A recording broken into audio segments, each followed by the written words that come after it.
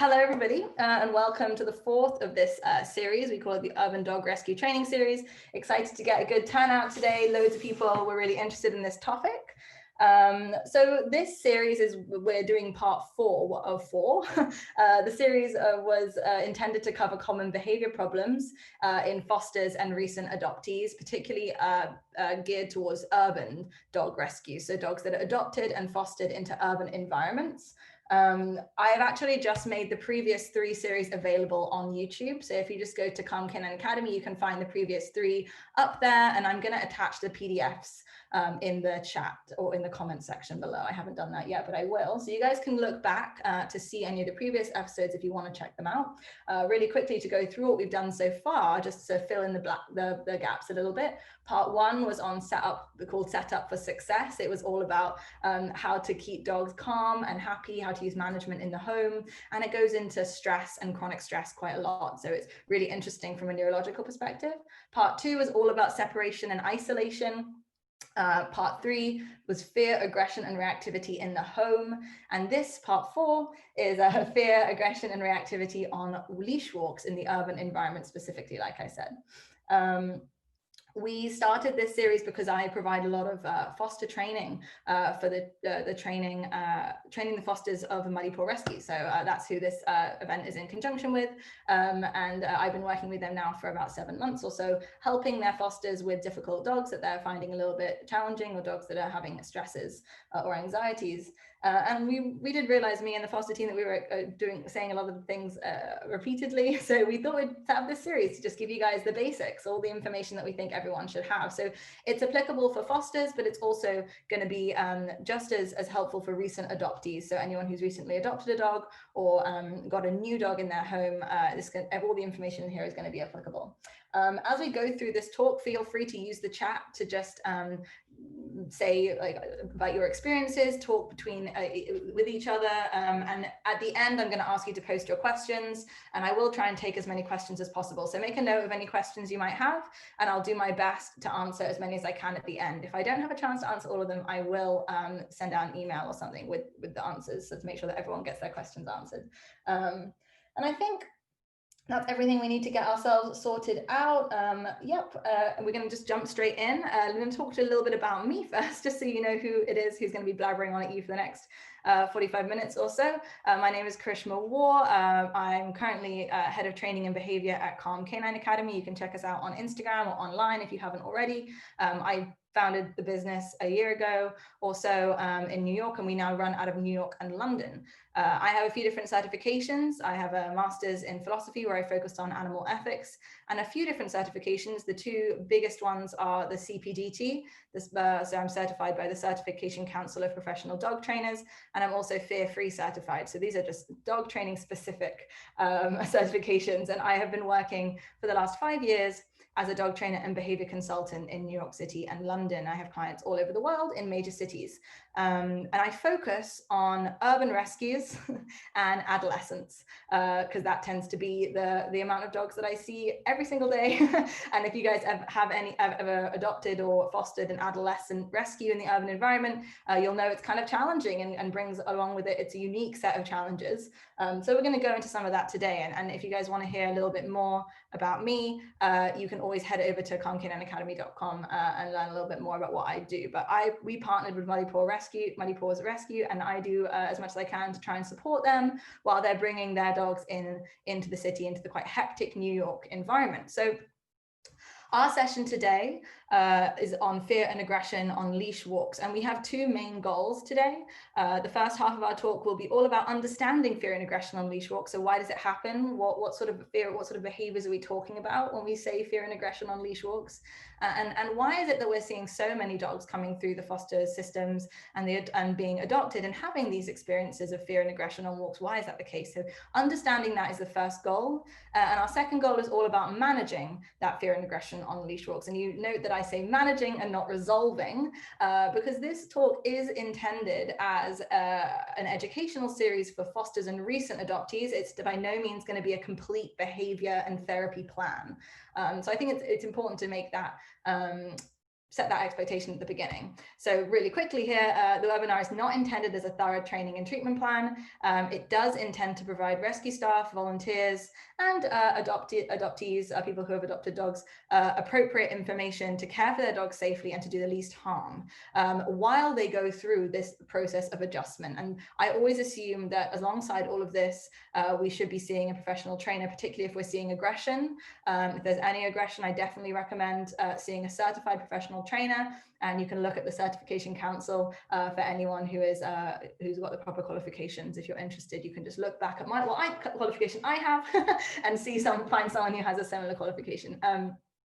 But by no means is this going to resolve these issues. What we are going to do in this class is understand why it's happening and put in place a few strategies to minimize damage while we work on building the long-term skills. And additionally, I should say that there is no cookie cutter approach to complex behavior concerns. Just like with people, you know how complicated your dogs are.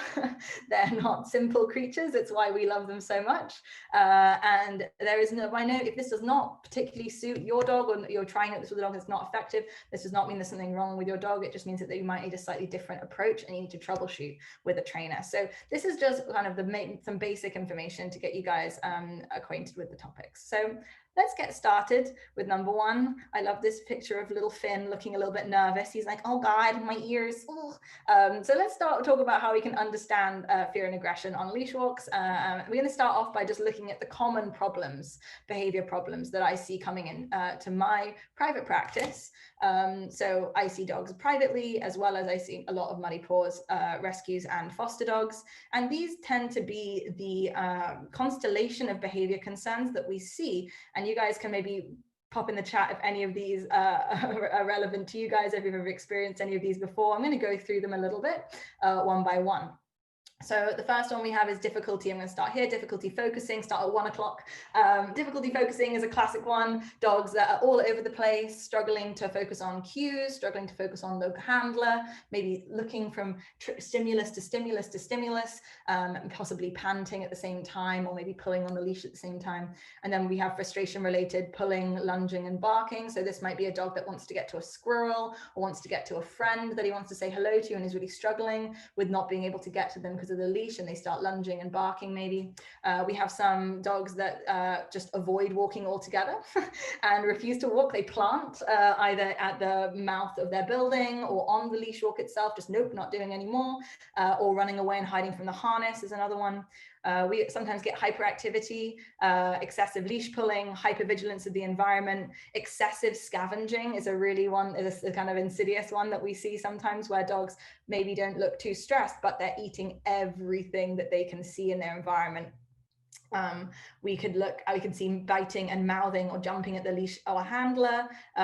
Excessive startle to sounds, and then of course fear, aggression, and reactivity. And what that means usually is agonistic behaviors like growling, lunging, barking while baring teeth, staring at an item, that sort of intense stare, and then lunging and growling and barking. Basically, any behavior that you would look at and see that's quite scary. The intent is to kind of, you know, maybe move that, say to that, the stimulus, get away from me, I'm big, I'm scary, don't come closer. I mean, there are lots of different motivations for these behaviors, but these are the common behaviors that we're seeing. And if any of you guys are dealing with any of these or have in the past, don't worry, it's perfectly normal at this stage. We're just about to talk about why. But this is something that I see so commonly, and I often get people coming in not fully understanding why this is taking place or what these behaviors really mean. I think fundamentally these behaviors, I'm going to go back for a second, are all an expression of fight, flight, freeze, or fidget. So the dog is either pulling away from something that it's afraid of, it's pulling towards something, it's kind of in the middle of a panic state. I think of excessive scavenging a lot like biting nails or biting cuticles. It's an anxiety thing. And avoidance and refusal similarly. We're basically seeing the dogs, all of these behaviors can be clocked down to the dog's feeling a certain way. And that way usually isn't that good. So I want to talk about the contributing factors. Why is this happening to our dogs? And I'm going to use the LEGS model, LEGS. If anyone's interested in learning more about how we sort of identify why a behavior is occurring, we can look at their legs, the learning, the environment, the genetics, and the self. And you can look at Kim Brophy's book. I'm so sorry, just one second. I want to double check this isn't a colleague. Oh, sorry, nothing. Ignore that. If you're interested, you can search Kim Brophy and find a little bit more about how you can be judging your dog's behavior. But learning, let's go into the first contributing factor. Lots of the dogs that are coming through the rescue system have a lack of early socialization with the urban environment. They have never been in an urban environment. They've never been taught how to handle an urban environment. And so when they are put in that situation as an older dog, they don't really know what to do, and that can cause stress. Similarly, traumatic past experiences with dogs, people, or vehicles can add more stress into the mix when walking out and about in an urban environment. I've met many dogs that have had histories of bad encounters with dogs and people, being hit by cars, etc., etc. And all of these things can contribute to their overall stress levels outside, many of which we don't know, right? We often don't know our dogs' histories when they're coming through a rescue or a shelter, unfortunately, but that's just the way it is. And so we have to always assume that there's something that's gone on. But even if there's been no traumatic experience, just the lack of being exposed to these things in their formative critical periods before 6 months of age can cause serious stress outside. So learning is a contributing factor. Their environment, obviously they've never been in an urban environment before, most of these dogs. Many of them have never even been in an apartment. That's a typo, meant to say thin sidewalks, but in New York particularly, we have very skinny little sidewalks, which don't really leave the dogs much space to move past dogs and people. And for lots of dogs, that environment is hugely overwhelming when they come from a very different environment with wide open streets. And often these dogs are not even on a leash until they come into the city. So you're really seeing how the environment and their learning, these things are really stacking the deck against them. Lots of these dogs just don't know how to handle this. So additionally to their learning and their environment being stacked against them, we have a genetic component in which lots of our dogs have working breeds, and then maybe herding breeds, guardian breeds, dogs that were bred to chase and hunt and retrieve. And these dogs are genetically selected to thrive in very different environments than New York City or Queens or Long Island or London, where I am now. So it's really important that we bear that in mind. And then the last thing to think about on top of all of this is their self. So lots of these dogs are in the middle of critical developmental stages, either they're in puppyhood or adolescence. Lots of these dogs are maybe unwell when they're first adopted out due to stress, or maybe they have caught some sort of infection or something like that. It's quite common that they have injuries that they're healing from, or they're underweight. But in general, our dogs are coming to us through the adoption process or the foster process in chronic stress states, just like humans, just like human kids, right? They're already really stressed out. And I've got my boy Odin here on the right. Odin was a Muddy Paws rescue, one of the first dogs I worked with from Muddy Paws rescue. He was 100 pounds. He was a husky Great Pyrenees mix, and he lived on right between First and Second Avenue in Manhattan on like 15th Street. And he was really scared of all of this, of being outside. He actually performed, if I swing back very quickly to the previous slide, he performed all of these behaviors, every single one. He showed us in the first 6 months of being with his parents. And that could be barking at strangers, excessive scavenging of food, lots of pulling, lots of hypervigilance and biting and mouthing. And all of this was stacked against Odin. And that's why he was performing those behaviors. And I've just seen so many dogs coming through the system that are having the exact same experiences. And it's really important that we illuminate exactly what they're going up against in this sort of scenario where they're in foster or are newly adopted. And I just think that Odin is such a good example of this, because right now he is amazing, but it took him a while. And that's kind of the crux of my talk today, is about how long it can take these dogs to feel comfortable in this environment.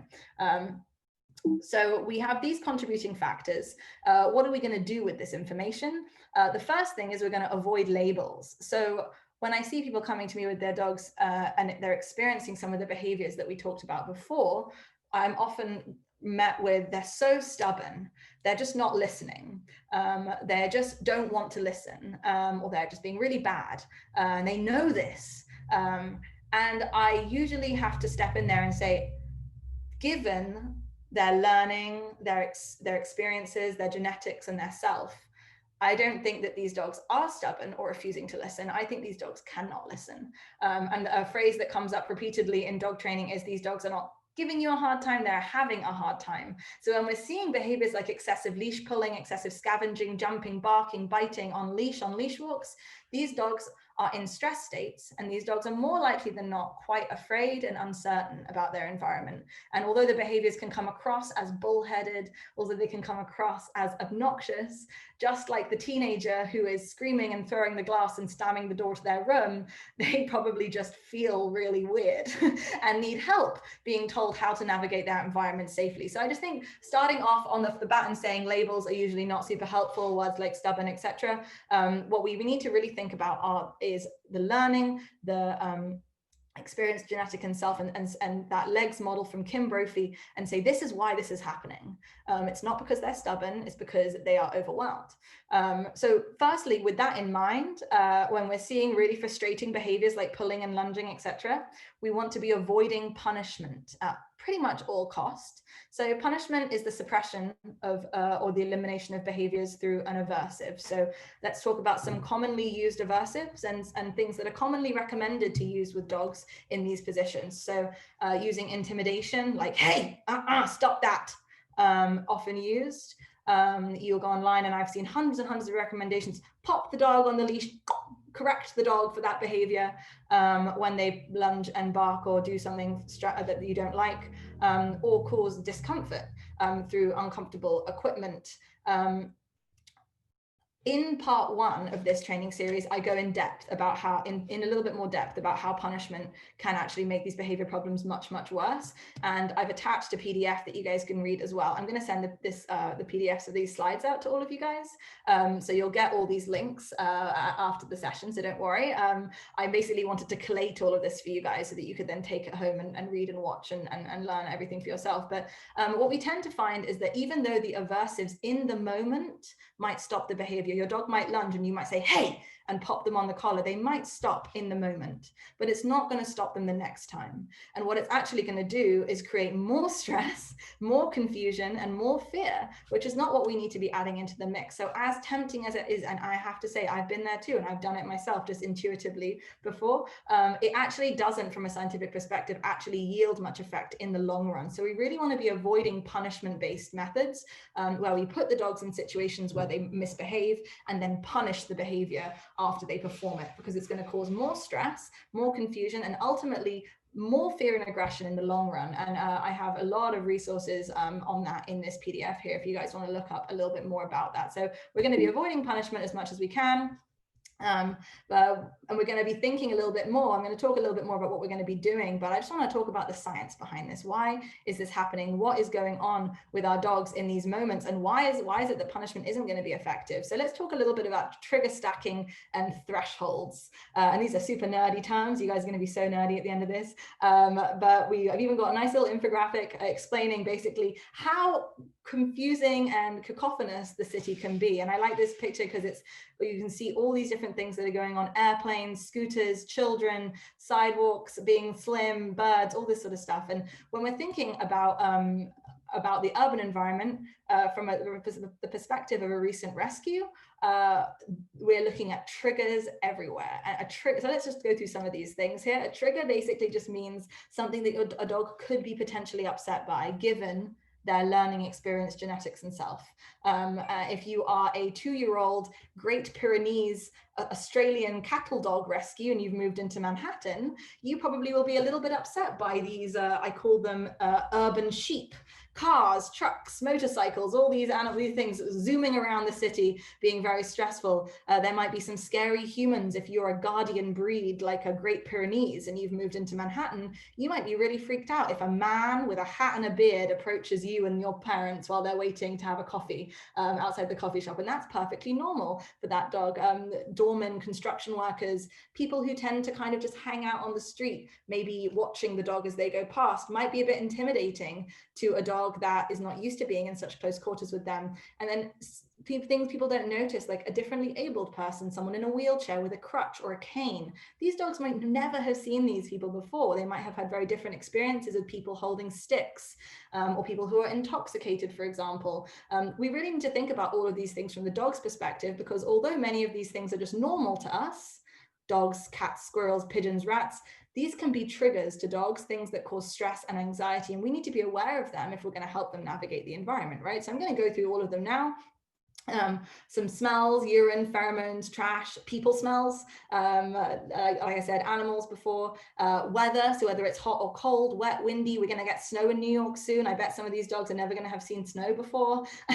And even if they're just used to being in a brighter climate, an area of the world which has more light than a New York winter, for example, lots of these things really affect dog behaviors. We have noises, planes, trains, buses, the unloading of trucks and construction. And then on top of all of that, we have this really challenging space, which is the urban environment. We have thin sidewalks, we are overcrowded and heavily packed in. And for lots of our dogs, there is a strong territorial component associated with apartment buildings or being the area around their house. So you might notice your dog is a little bit more nervous in the apartment building, in the lobby, in the hallways, or maybe just outside the apartment, just outside the house. All of these things are things that you need to be thinking about when we're working with our dogs, because these are all triggers. And all of these triggers, or potential triggers, can stack.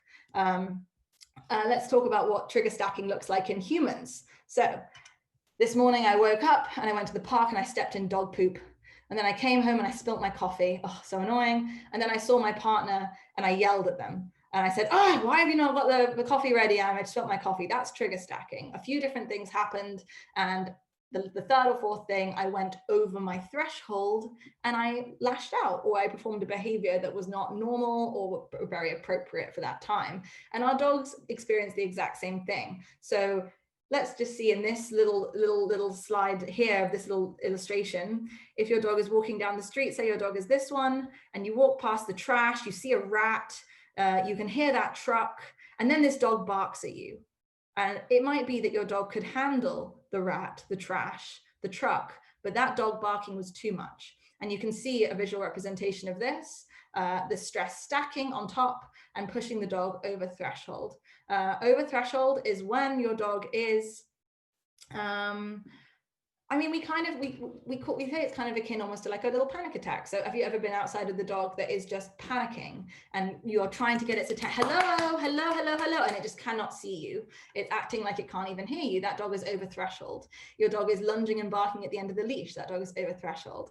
That is kind of a term that we use in behavior to explain when the dog is unable to perform another behavior, right? We think about them like panic attacks. And I like to think about stress being like a little bucket and the triggers are like little drops of water going in the bucket. The more triggers in the environment, the fuller the bucket, the easier it is to go over threshold. And I imagine there's a tiny little hole at the bottom of the bucket. That bucket drains very, very slowly. So if we go on a half an hour leash walk and there are lots of things in the environment that stress the dog out, it might go over threshold and start lunging and barking or biting at the leash or something like that, or excessive scavenging, or any of the behavior problems that we saw before. So this is the terminology we have to understand and we have to have in the back of our minds when we're thinking about this. So we're going to watch a really quick little video about this together before we move on, just because I want to make sure everybody really gets this.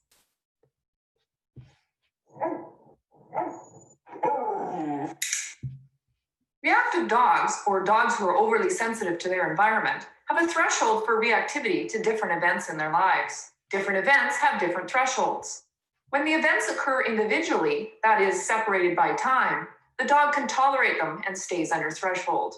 In this example, the dog is anxious since the dog's person has gone away for a few days, but the dog is able to tolerate it with no reactive outbursts. A few days after the person comes back, the dog meets another dog and shows only a few signs of stress.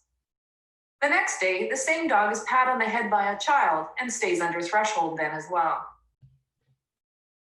Trigger stacking occurs when several events happen close together in time. When combined, they push the dog over the reactivity threshold. If any of these events occur while the dog was suffering from anxiety of the person's absence, the effect adds together and the dog goes over threshold. Any following events send the dog over a threshold if they occur close in time to the others. When a dog is stressed, her body produces hormones that help her deal with the situation. Cortisol is one such hormone. Cortisol levels increase each time an event occurs and has a half-life of 70 to 110 minutes. This means it can take 5 to 8 hours for the body to completely remove it. If only a short time goes by between events, hormones from the previous events have not had time to clear and there is an additive effect. That is why over-threshold activity occurs in clusters. Yeah, so this video is by Donna Hill. You can check her out on YouTube. She's really fantastic. She's a great behavior expert. And it really shows how lots of these dogs are in this chronic stress state with their cortisol levels raised, right? Imagine the dog coming off a transport, then it goes into a foster care, then it goes into a new home, and it's going out to potty 4 times a day or 5 times a day. You can imagine how those stress hormones really stack. And by the time dogs come to me, usually they're in a pretty bad chronic stress state where their stress hormones, their cortisol and their adrenaline is chronically raised. And that is something that just happens by nature of the kind of the difficult transition that they have to make. So there's no avoiding the chronic stress state. Adoption is stressful. Shelters are stressful for the dogs, but we need to understand what it looks like if we're going to be able to identify it. So let's look a little bit at some body language cues that we can watch out for that will show us if our dogs are going close to their threshold or over threshold. And I usually say that it takes 2 different forms. The dogs can either kind of shut down and retreat into themselves and be kind of flight, fidget, freeze kind of behaviors. We often call these fiddle behaviors. So you might see things like lip licking, the dog climbing up your legs or trying to get on your lap, them raising their paw. If they hear a little noise, they might go, ooh, scratching, yawning, shaking off, mounting or humping, hypervigilance, consistently looking for like licking or soothing, and then excessive sniffing. So lots of these things are things that your dogs do quite naturally. Your dogs yawn when they're tired, they scratch when they're itchy, they shake when they're wet. But they become self-soothing mechanisms. I maybe will play with my hair to groom myself, but I also do it when I get nervous. So it's a sign. If I'm biting up my fingernails, it's a sign that I'm a little bit nervous. If I'm touching my ears, sometimes it's a sign that I'm a little bit nervous. And if we see our dogs lip licking, raising their paws, scratching, yawning, shaking a lot in the urban environment, chances are that's not that they're itchy or tired or wet. Chances are that they're a little bit nervous. And so it's important to watch out for these early stress signs. And I like this little video here. This is a video from a photo shoot a picture from a photo shoot I did. And I think it shows a slightly nervous dog. We see his ears back, slight little lip lick coming out, furrowed brow, pinned back ears, up, that tail is very tight. So I'm just showing you guys some examples of different things that different ways your dog's bodies might look, or your fosters might look in these moments. So we might have the fidgety, flight, freeze response, but we might get this slightly more rambunctious response, which looks a little bit like excitement, but is often the dog's dealing with stress. So things that we tend to see are hyperactivity. So pulling, this big wide smile with a big spoon-like tongue, destructive behaviors. So like pulling at the leash, maybe, or grabbing at your clothes on leash walks, difficulty focusing, not interested in food, or snatching treats and unable to not let the food go, like really hyper focused on the food.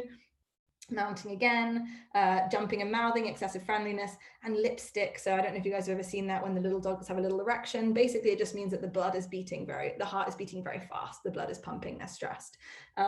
So this is a picture that I have here of a dog that looks a little bit hyper aroused to me. We have this big smile. It looks like a smile, right? But it isn't. It's called lip retraction. It actually is facial tension. So I often have people say to me, look, she's smiling. And I'm like, yay. But it usually indicates a little bit of facial tension, a little bit of stress. And again, a high, tight, tense tail, weight shifted forwards, and the ears are kind of a bit tense too. So these are the body language pointers that I want you guys to be looking out with your dog. And if you're saying like, this is I see so many of these, it's not unusual. It's what we expect because it's what a stressed dog looks like. And that's why they're performing the behaviors that they perform. It's a way of them feeling better and coping. So when we're seeing this kind of stuff from our dogs, I'm often told, I often have clients come to me saying, we're really working on exposure. We've had her in our care for 2-3 weeks. We're taking her out 3, 4, 5 times a day to try and get her used to it. And what that's called in behavior terminology is flooding. Flooding basically just means prolonged exposure therapy. They'll just get used to it, throw them in the deep end is that kind of method. And sometimes that does work with animals. Sometimes flooding can be effective and they can be successful. However, when we look back at the learning, experience, genetic, and self, that Kimbrophy, the legs model, when we look back at what our dogs have experienced in the last few years, flooding is not the best approach. They already have the deck stacked against them, like I said, so trying to get them to get used to it probably isn't going to necessarily work. So let's talk about some examples of flooding that I think I see quite a lot. So going for 4 to 5 30-minute walks a day to tire the dog out. I often does tire the dog out. 4 to 5 30-minute exams would tire me out too, but I wouldn't necessarily feel great at the end of it, right? So we have to think about the difference between tiring our dogs out and taxing them. And 4 to 5 30-minute walks a day for a dog that's nervous or showing any of the behaviors that were on the first slide is too much. So another thing we tend to see people doing is dragging or luring the dog with high value food past something scary. It's very challenging not to do that, but again, it's just putting them in situations where they're feeling scared. And although we're using food, we actually probably are just using food to get them to do things they feel uncomfortable about. Kind of like if I had a $100 bill and I put it right on the edge of something and I had to reach to get it, I'd still get it, but I'd still feel scared, right? Like I'd still be really scared reaching over that hole to get the $100 bill. And the dogs are still feeling scared in those moments. So walking very, very close by a new dog on a narrow New York sidewalk would be an example of flooding for many dogs and would probably cause lots of them to lunge and bark because their space felt like it was invaded. Walking through a busy lobby with a new rescue and the doorman goes, "Hi, nice to see this dog," and reaches for the dog. That's probably going to be a little bit too scary. Similarly, if a neighbor, just a well-meaning neighbor wants to come and say hi, but for that particular dog, given its learning experience, genetics in itself might be too much. So I think it's important to just acknowledge that for lots of these dogs, these very normal experiences can be, I said will, that is not true. I should have said can be traumatic and could elicit a fear and aggression response. So I'm just going to dash that, not will, could, because every dog is different. But it might elicit a response of the dog moving away and trying to hide. It might elicit a freeze response where the dog just freezes, or it might elicit a fight response where the dog barks or grrr, get away from me. But we need to be really careful with our dogs and set our expectations carefully to acknowledge their limitations. The most important thing about this period and understanding these behavior problems is the dogs need time and they need space to decompress, and they need to people who understand what's going on in their physiology and their psychology so that we can properly sort of care for them. And that's why I wanted to go into the science and how this works, because no one will advocate for them but you guys. If you are their fosters, if you are their adoptive parents, you're the only one who's going to say to your kind neighbor, actually, I would rather if we can't talk today, sorry, she's a little scared, or the only one who's going to send a message to your doorman saying, please ignore the dog when we walk through the lobby because he's very scared of new people. And the trainer says that it's best if he's ignored by new people, and send cookies to your neighbors to say, thank you for being so great for little Spark and not bothering Spark, etc., etc. So we need to advocate for our dogs. We need to be moving away from dogs and people, etc., etc., and trying not to put them in these sorts of situations where they might be feeling fear, stress, and anxiety. And that can be really challenging at the beginning. The biggest and best way I've found to give dogs space on leash walks, one, be proactive. So reach out to friends, neighbors, doormen, service workers in the buildings that you live in, explain to them the situation and tell them why it's helpful for them to ignore the dog. Tell your friends before they come over and explain to them the situation. Send them this recording and say, this is what we're dealing with right now, leave the dog alone. Or if it's a well-meaning stranger on the sidewalk, my go-to is they're sick. I have told many people the dog is scared, and many reasons, I'm sure, that tends not to be the most effective. But if I say to the person, the dog is sick, it can't greet other people or dogs, they tend to give me more space. So you've got that, she's sick, in your back pocket. People tend to give dogs more space if they think that they're unwell. So I often will tell people that the dog is sick. We're dealing with a bit of a mental health stigma in the canine world right now. So we have to just say it's a physical thing, and often people understand that a little bit more. So just to summarize the sort of understanding section of this, the first goal that we had, and just to summarize the few points that I've made. So dogs entering into the foster and rescue system are often in chronic stress states, and they're often unprepared to handle the urban environment without developing behavior problems. We went into the contributing factors behind that. If flooded or thrown in the deep end, triggers will stack, sustaining this chronic stress state and further sensitizing them to triggers in many cases.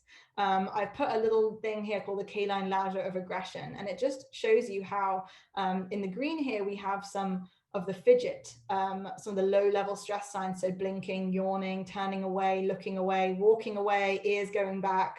And if we're seeing these sorts of behaviors, and consistently people still greet the dog, consistently dogs still walk right past the dog will escalate.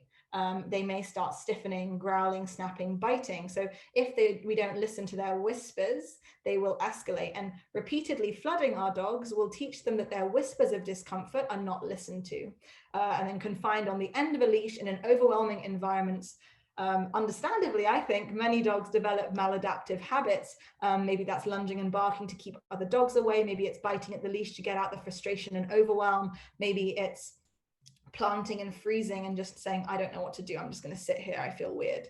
All of them are just habits that the dogs have adapted to keep them safe, but from a human perspective, they're really not nice for us. We don't like them. But I hope anyway that I explain in this little section why this is happening with our dogs, because empathy is really important and understanding what's going on is really important. So now we've talked about that, let's talk about what we're going to do. So again, our goal is to manage this behavior in this talk. The goal is to manage. The goal is not to resolve. The goal is not to do counter conditioning and desensitization protocols to get the dogs comfortable. The goal is, how do we take care of these dogs in the first few weeks, months after adoption? How do we take care of these dogs in the interim weeks, months until they are adopted and then they're in foster care? This is Elvis. He was from a pointer rescue. He was also quite overwhelmed by the city, and you can see me out doing some work with him, working on his focus. He was an English pointer, so he was a hunting dog. It was very tough for him in the city. Okay, I've got 4 things to talk about before we take some questions, and these are just brief points how we can be managing these issues. So I'm asked all the time about equipment, constantly messages every day being asked about equipment. So this is what we prefer. We prefer a well-fitted body harness with 2 points of contact. The harness in the picture there is called the Freedom Harness. You can Google it, but you can also just Google front clip harness. And you can either get 2 leashes, one on the back and one on the front, or you can get special leashes like this one that links to both. This is preferred for the bigger dogs, the bigger, heavier, stronger pullers who can be a little bit harder to manage. Having a clip on the back and the front allows you to keep control over both sides of the animal. And you can always have one clipped to a waist leash if you need to, and one held in your hand. So that way you have 2 levels of safety. Some people will also choose instead to use a Martingale collar. These can be particularly helpful if you're dealing with aggression and reactivity. You get a lot of control over the head without being aversive or restrictive. So the Martingale collars have this loop that tightens when the dog pulls, so it distributes the weight of the pressure around their neck rather than on their trachea and windpipe. It's helpful because it provides more control. It also avoids neck injury, which can be a problem in lots of big dogs that are really experiencing stress states. So we preferred the harness with 2 points of contact, the Martingale collar if needed. We really want to avoid aversive equipment. So that is equipment that is in that the design of that equipment is such that it makes it uncomfortable for the dog to feel pressure. We don't want the dog to feel pain or fear when they hit the end of the leash, because pain, fear, confusion is the root of this problem. What we need to do is make them feel comfortable in the environment while we teach them how to loose leash walk, while we teach them how to observe a dog from afar without barking, while we teach them to give us attention. So we're going to avoid shock collars, prong collars, choke chains, anything like that. We're also going to avoid, particularly for the dogs that are very frustrated, restrictive and suppressive equipment. And this, for me, means head halters as well. So I often have dogs come in on head halters, and they can be really helpful in controlling an aggressive, very, very big dog. And if we need to, it's the preferred use. I would prefer a head halter to something like a shock collar, a shock, choke, or prong. But it's important to acknowledge that head halters are restrictive and suppress behavior, in the sense that the dog may walk better, but not because it's been taught how to walk better. It's walking better because it feels uncomfortable to pull. And you can cause neck injury on a head halter as well. So I want to make sure that we're not going straight to the head halters, because they can actually make it a little bit worse. Imagine if you were anxious about something and then someone put a straitjacket on you, you might not be flailing around stressed anymore, but you're still stressed, right?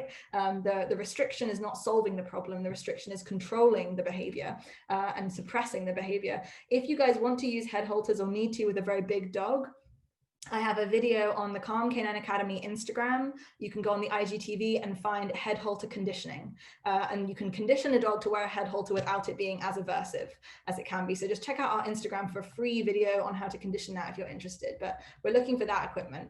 We're looking for the harnesses and the martingales. So we're going to use the appropriate equipment, and then we're going to manage the dog. We're going to manage how much we're exposing them to the stressor. So the purpose of environmental management, this is from a behavior paper, is to reduce the manifestation of signs and reduce strain to permit time for behavior modification and pharmacotherapy to become effective.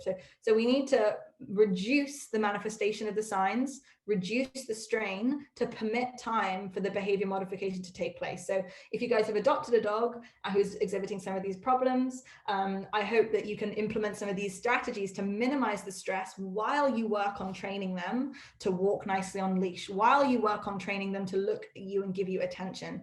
We'll talk more about that, about how you can do that in a bit. But what management means in terms of fear, reactivity, and aggression on leash walks is minimize walks.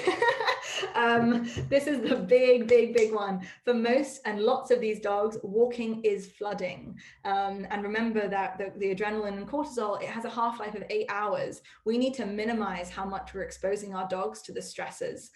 What that means is that walking is no longer the primary form of enrichment and exercise for these dogs. To be perfectly honest, if you have a dog like Odin in Manhattan, 5 half-an-hour walks, 6 half-an-hour walks, none of that is going to be enough to exercise a dog like that. This dog could pull a cart for 12 hours in the snow.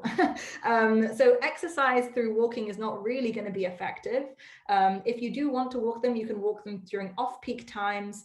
Make sure there are absolutely no greetings with dogs or humans. In fact, I would suggest a 10-foot rule around the dog. You would try to give that dog 10 feet away from any person or any dog, just to give them an appropriate amount of space. If we have a dog like a guardian breed, like a Pyrenees mountain dog that was bred to guard flocks of sheep, if you have an Australian Shepherd or any Shepherd mix, their comfortable bubble of space is much more than 10 feet.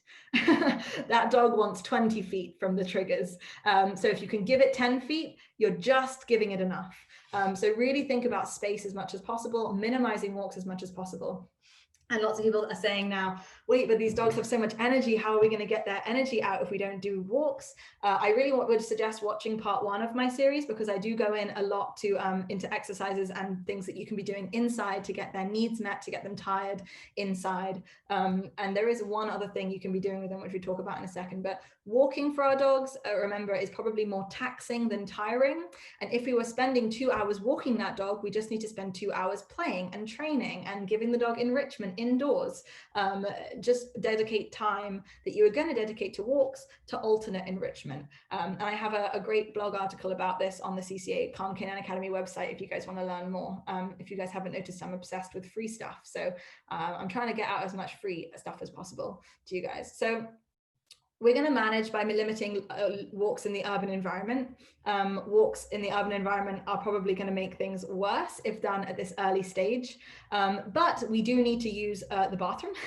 And that is often where things become a little bit more tricky, because I tend to find this kind of catch sort of 22 system where the dogs are out walking a lot because they need to use the bathroom, but they won't pee because they're too nervous. So what we're going to do is if they can use the bathroom inside, we will.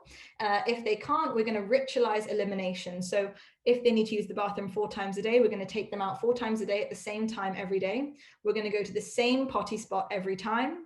And we're going to wait there. We're not going to go on long meandering walks around the city. We're going to go to one spot and we'll wait, maybe walk in a circle around a tree or something like that until they urinate, until they use the bathroom. When they do, we can say, go potty as they're using the bathroom to give them a reminder, a verbal cue, say it once, go potty, and then they get a million pieces of chicken and then they go straight home.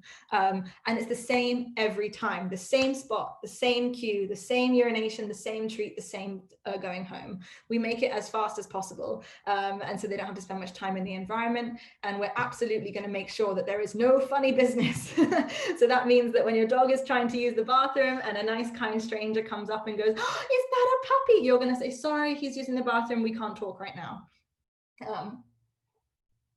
Because imagine if you were trying to pee and someone's coming up to you, bothering you, it's going to make it much harder. So you guys have to be their advocates.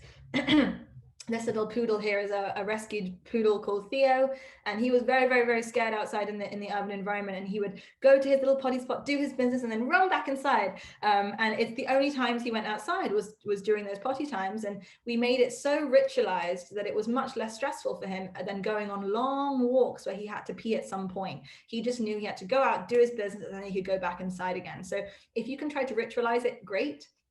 If the dog doesn't go, take them back inside for 10 minutes, try again. Don't go on a long meandering walk because they probably will get more distracted and more stressed. So back inside, wait 10 minutes, and then try again and see if that works.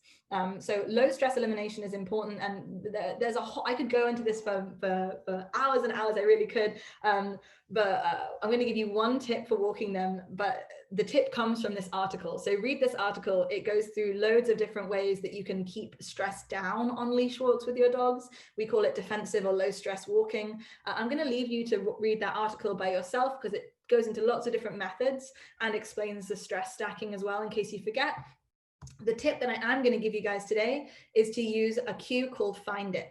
So I'm going to show you a quick video on this, me just doing this with my dog in my home, but we can teach dogs the cue Find It. Basically, it means there's a treat in the environment, a high value treat in the environment. I mean like hot dogs, cheese, chicken. And then we can bring that hot dog, cheese, and chicken out with us on our leash walks when things are difficult in the environment, when we need to distract our dogs, when we need to get them moving away from a trigger or into a safer space to give them space from people. We can use the Find It cue. So I'm going to show you quickly the first part of the exercise, which is just how to condition the cue in this video. And then I'm going to show you me using the cue to walk my dog Hera, the black poodle, past his new brother, Spooky. He's a little puppy, and my dog Hera can be a little bit aggressive and fearful of new dogs. So it's an example of how you can use Find It to move them past something that they might find scary. Find it. Find it. So I'm just conditioning the verbal cue, saying it and then throwing the food. Find it. Good boy. Find it. Good. And then if we wanted to move past something, we could use it. Ready? Find it. Find it. Good. Find it. Good. Find it. Good. Good. Find it. Good job, you. Well done. Ready? Scatter. Good boy. That's my little poodle. So the Find It cue basically just means there is something on the floor that you should find. It's not by any means is this going to resolve and completely fix a dog that has aggression and fear. It can be really helpful to get a dog from point A to point B when you need to. I don't know if any of you guys live in New York or Manhattan, but there's a pig that lives in Manhattan on 16th Street. it lives in an apartment building in Manhattan, and I see them walking the pig around the city with a bag of carrots, and they drop the carrots for the pig to follow behind them. That's how you should walk a rescue dog, a new rescue dog or a dog in foster care. Like a cookie trail, Hansel and Gretel, just follow me. All you have to do is find the next treat. And for a dog that gets overwhelmed, hypervigilant about the environment, for dogs that triggers stack, this can be a really nice way to say, all you have to do is find it. And then when you find that, all you have to do is find the next thing. And look, now we're at the potty spot, do your business. All right, back we go. And we're just making it so simple for them. The goal is to minimize the stress, because we need to get them out of that chronic stress cycle first and foremost, right? So you practice the find it's inside, practice moving them around the house inside, practice moving them down the hallways of your apartment buildings, and then see if you can use it in really challenging situations when you really need to get them out of a pinch. And you can see how you can use that food, you can throw it away from the trigger. So I was throwing that food away from the puppy, getting my dog to move away from the puppy. And we can be doing the same thing with our dogs. We might need a lot more distance at first. Oops. The last thing that we're going to talk about today before I take some questions, which is decompression walks. So we're not walking our dogs on a short leash in the urban environment. What are we going to do with them? We need to get them out and about sometimes. And if we can, what we will do is decompression outings for our dogs. So I'm just going to quickly start this video, but I'm going to mute it. But you guys can always watch it with the sound on later on. This is Barkside training video, really great on YouTube. You can see some of the stuff they do. And I am basically, this is an example of an urban decompression walk. So decompression walks involve a long leash, 15 to 20 feet, maybe even 30 feet. The goal is that the dog investigates the environment at their own pace. So you'll see she is by a kind of sports center, and she's got the dog on a very long leash, and she's just letting the dog walk around in the grass and sniff. The goal is to sniff. The goal is to let the dog move freely, not constrained by the urban environment or the confines of a 6-foot leash where they feel a little bit more stressed. And you can still see this dog is a little bit stressed. I think this is a shelter dog coming out of the shelter for a decompression walk. And I can see a bit of panting. I see muscle tension, high body, high tail. So there's some tension in this dog's body, but she's using sniffing and giving it space, encouraging it to just be a dog, because this is what lots of dogs need when they come into the city. They need the chance to decompress. Some examples of locations I've done this with dogs in New York, in Manhattan and Brooklyn: basketball courts, handball courts, small parks. Sometimes you can find small parks, or even quiet, wide streets. If anyone's been to Brooklyn, I do decompression walks on Eastern Parkway. I love this little dog, looks so happy. But the goal is the dog has a leash, a long leash attached to the harness, and it's allowed to just move freely through it as much as it wants. And you can use high value food or toys to move them away if something scary happens. So if there was a dog that turned up in the environment, you could squeak a tennis ball or bring some hot dogs to their nose. Find it, find it, find it. Let's move away, as far away as we can. And the goal is to teach them to take space. To move away from things that are stressful. So if you have to do it in an urban environment, you can. If we can get them doing this in a natural environment, all the better. So you'll see here, there's somewhere like a Prospect Park, maybe Central Park, or even some of the trails just outside New York. And you can see this dog's able to just be a dog and just romp around and sniff and roam. He's not getting yelled at for putting its paws in the water. It's not getting yelled at for putting its nose in the mud, because this is what dogs need. They need chances to be dogs, particularly in the urban environment. And until they get this, we're never really going to be able to teach them to be okay in the urban environment. They need to have their needs met. So giving them decompression walks is super, super helpful. And I'm going to show you guys one more quick video, which shows the effects of these decompression walks on the dog's pulse rates. They did a study. You'll see the link to this in a second, but you'll see that sniffing, as you can tell, this little marker here is where the dog is. The more they're sniffing, the lower their pulse is. So you'll see that it correlates. Whenever the dogs are sniffing, the pulse goes down, the speed of their heart rate goes down. So encouraging our dogs to sniff using a long leash and slow ambling walks through quiet areas on these decompression walks can help lower their pulse, lower anxiety. encourage independence and confidence. So the importance is they have this freedom to move. The importance is this low pressure situation. You see how much that drops there as he's sniffing, so good, but the dog's a little nervous. Look, his tail's all down, so sweet though. So it's really, really important that we let our dogs sniff. The more they're sniffing, think of sniffing like breath work or meditation for humans. So if we can get them out in the environment sniffing, we are going to be getting them comfortable outside. We're going to be meeting their needs, because they do need to explore. Their animals. The walking is good for them, right? But if we can do it this way, it's going to be much more beneficial than doing it in a way that floods them. So all right, so in terms of what we're going to be doing, I'll just leave it on this slide for a second. In terms of what we're going to be doing to manage this behavior concern, I'm just going to really quickly recap. We're going to be using the appropriate equipment, using non-aversive, non-restrictive equipment. We're going to be managing the environment, so not taking them on walks every single day as a source of exercise or exposure, understanding that that will probably be flooding, and actually reining way back on how much we're encouraging them to be outside while meeting their needs inside. And do check out the first series, the first episode in this series for more information on that. We're going to be utilizing or trying to do low stress eliminations. So ritualizing the elimination, going out using find its and high value food, and giving them as much space as possible. Really do read that defensive walking blog. It's really helpful.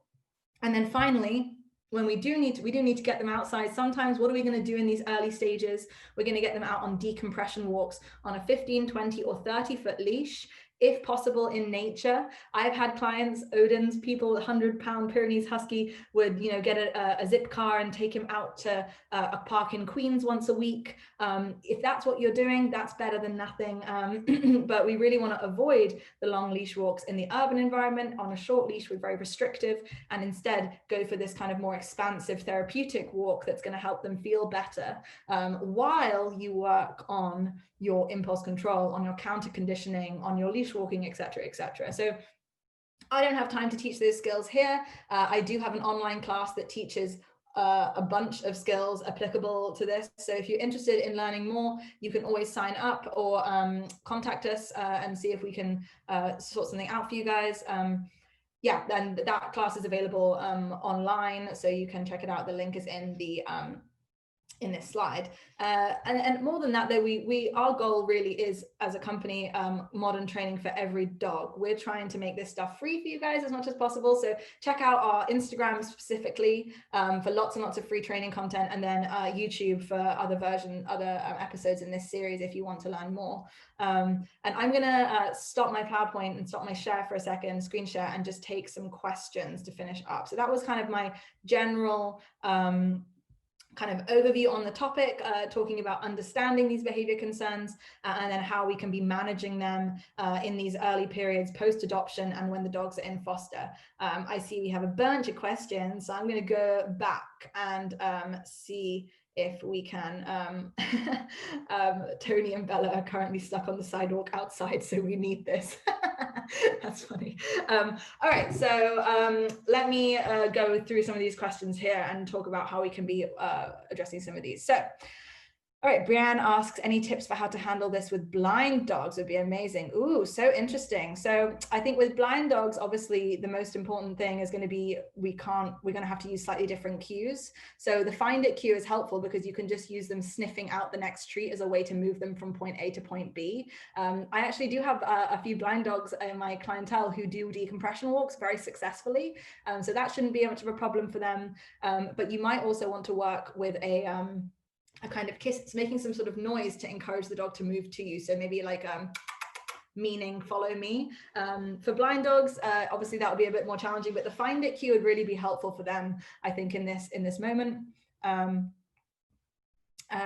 We've got, let me see. This is a good one. My foster dog lays down inside the apartment with his hind leg up all the time. When I approach him, sometimes his tail wags and he accepts belly rubs and then will paw me with his front paw if I stop. This is not aggression or fear of some sort. The dog is belly up with its leg up and it's asking for more. I think that dog sounds like it really likes you and it wants more pets from you. And then a question here for smaller dogs. I imagine this is regarding the equipment.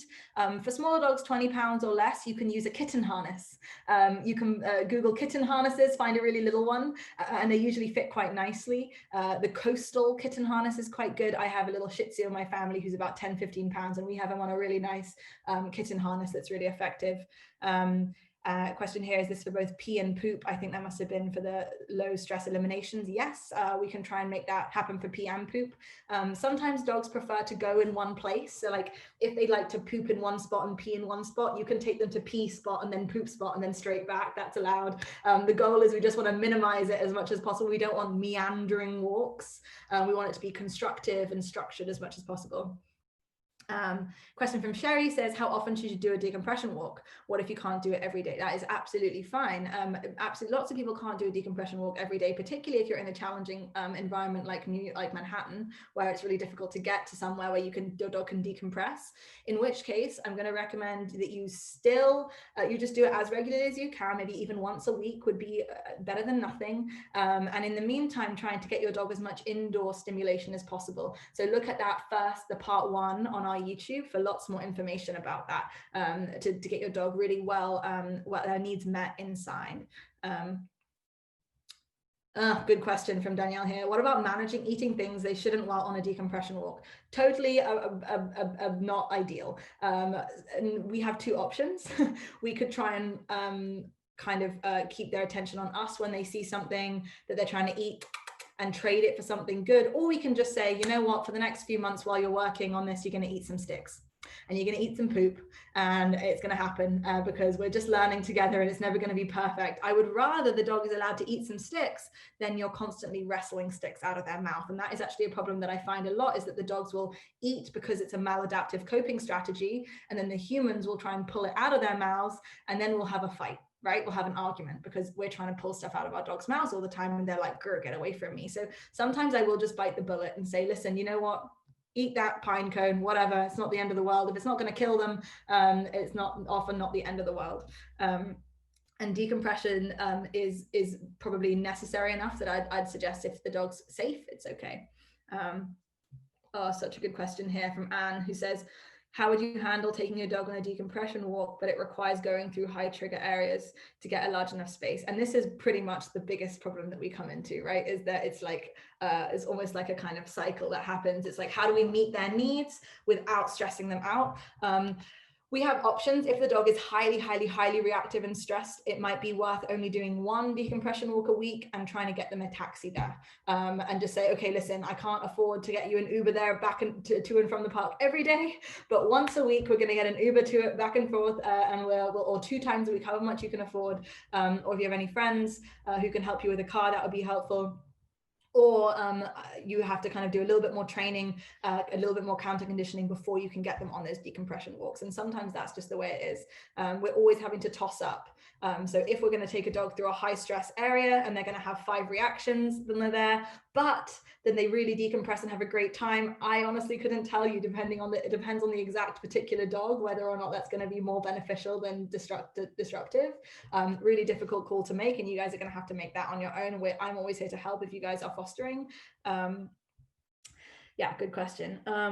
Does it still calm them if they start running during the decompression walk? Really good question. I think that it's important for them to run sometimes, but sometimes we do see dogs getting stuck in a hyperactive mind where they're kind of constantly running. And if we see that, we might want to slow them down a little bit. And I often do, you might have seen the scatter that I did in the Find It video. I will often do scatters for dogs that are too hyperactive and struggling to calm down. So it's quite common that we'll see a dog that's coming out of the shelter for a decompression walk, and if left to their own devices, they would just run for an hour and not stop and be foaming at the mouth and vomit. You know, like it's like, whoa, you need to chill, dude. And in that moment, I'll probably scatter some food on the floor. Like I might, if I have a friend, I might be like, okay, deep breath, breathe out, breathe in, breathe out. It's the same thing you can do with the dog, just scattering the food on the floor to get them to kind of sniff and look around for that food.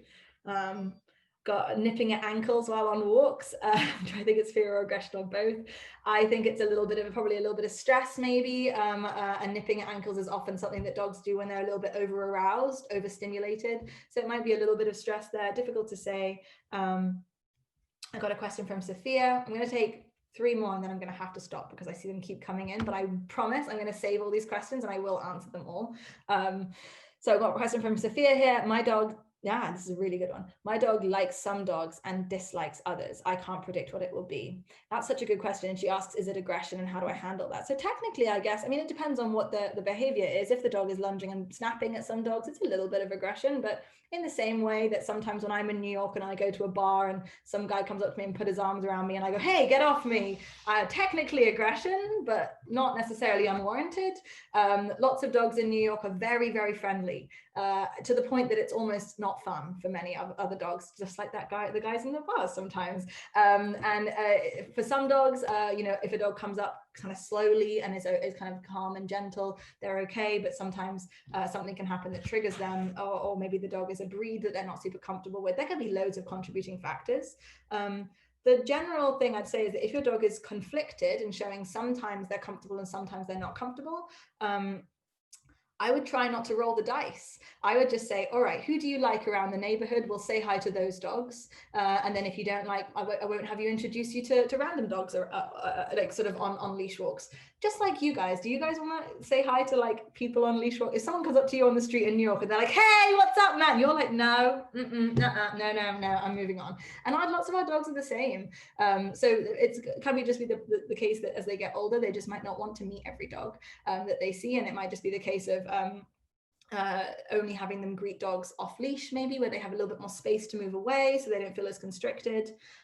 Lots of different things going on there, but the conflict that we see sometimes they're okay, sometimes they're not okay, is something we see very often. And I would say that all of the rules that we discussed in that talk all apply to the dog with conflict too, because we want them to feel just as safe as the dog that's completely scared, right? If you're a little bit scared, we still want to be making you feel safe. You know, we don't want you to escalate to being upset with every single dog before we start to introduce some strategies.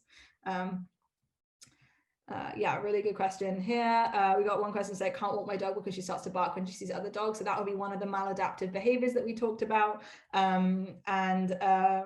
It seems like she's probably a little bit scared of other dogs. So again, setting up a session with a trainer or something like that where you can actually start working on this. Like I said, outside the scope of this session to really delve into the complexities of all these behavior concerns, I just want to get a kind of a band-aid on the situation is what I'm going for in this chat.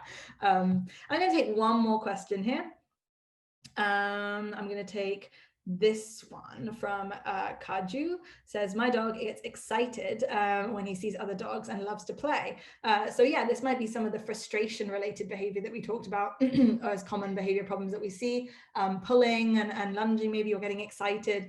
To be perfectly honest, I don't love dogs greeting on leash. I think that dogs greeting on leash in an urban environment sets all the animals up to fail. I think it sets the humans up to fail because we're setting an expectation for our dogs that we can't then sustain. I think it sets the dogs up to fail because, to be perfectly honest, probably the best thing of their day is seeing that other dog on leash, and your hot dogs and chicken probably don't mean that much to them. So my general response to people who are seeing overexcitedness or conflict behaviors or any fear and aggression is no leash greetings at all. Completely eliminate them. Just like I wouldn't want to spend time with someone if I was tethered to them or tethered close. I want to be able to move away, right? It might be better to just have your dogs experiencing social interactions with other dogs off leash in appropriate situations. And on leash means that they're working. It means that they're with you. It's how we get service dogs to behave, right? When you have your kit on, when you're walking with me, your job is to stay with me. It's very confusing for them if sometimes they're allowed to see dogs, sometimes they're not allowed to see dogs, and that can cause a lot of frustration. So be really clear with yourself. What is your rule? Can my dog actually handle leash greetings right now? Or is it something that we should eliminate altogether? I think trainers have been campaigning for to abolish leash greetings for 10 years or so, and we haven't made much leeway, but I'm going to keep going because they're really not helpful for our dogs. They really constrict them in these really short leashes. They can't move away. If they get too excited, they feel pressure on their bodies and their necks, and that's not good for them in terms of their social life. And if you have a calm 5-year-old golden retriever, maybe then that's okay. But if you have a 2-year-old Australian cattle dog pit bull mix that just moved from Georgia into New York, maybe now we won't be doing that for them, just to set them up for success in this difficult time. So we're always thinking about that legs, the learning environment, genetics, and self, and we need to not add anything else onto that to set them up to fail any more than they already are a little bit, unfortunately, just due to their circumstance. All right, my loves. Before we go anywhere, I want to save all of these questions. How do I do that? File. Haha.